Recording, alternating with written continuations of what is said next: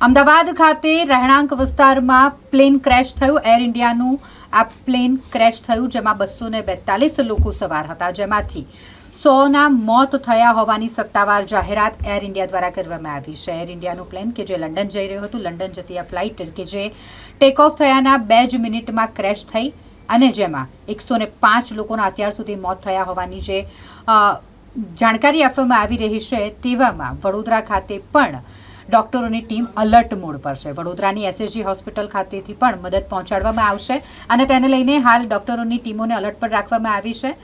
સાથે જ અમદાવાદની સિવિલ હોસ્પિટલ ખાતે અત્યારે દોડાદોડી અને અફરાતફરીનો માહોલ હોય, એક બાદ એક મૃતદેહ અને એક બાદ એક ઈજાગ્રસ્તોને જ્યારે હોસ્પિટલ ખસેડવામાં આવી રહ્યા હોય, તેવામાં અમદાવાદની સિવિલ હોસ્પિટલ ખાતે પણ બ્લડની જરૂરિયાત છે. તેવામાં અમદાવાદથી વડોદરાની બ્લડ બેંકને બ્લડ મોકલવા માટે, એટલે કે રક્ત પહોંચાડવા માટેની એક રિક્વેસ્ટ કરવામાં આવી છે અને તેને જ ધ્યાનમાં રાખતા વડોદરાથી એક ટીમ આ બ્લડ લઈને અમદાવાદ જવા માટે રવાના થશે. આ માહિતી મળી રહી છે. સાંજે લગભગ 5 વાગ્યાની આસપાસ વડોદરા એસએસજી હોસ્પિટલમાં આવેલી બ્લડ બેંક ખાતેથી બ્લડ અમદાવાદ સિવિલ હોસ્પિટલ પહોંચાડવામાં આવશે.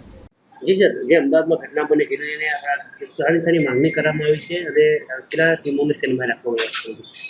અમદાવાદમાં જે પ્લેન ક્રેશની ઘટના બની એ ખરેખર દુઃખદ છે. તમામ માટે અમારી સહાનુભૂતિ છે. એસએસજી હોસ્પિટલ વડોદરા ખાતે અમને સંપૂર્ણપણે સજ્જ રહેવાની સૂચના અપાઈ છે.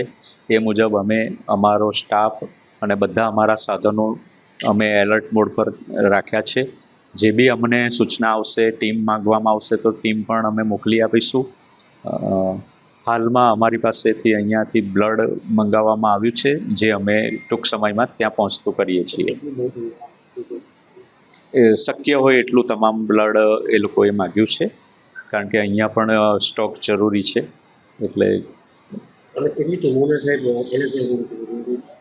એવી સૂચના નથી, તમામ સ્ટાફને એલર્ટ રહેવાનું સૂચના છે.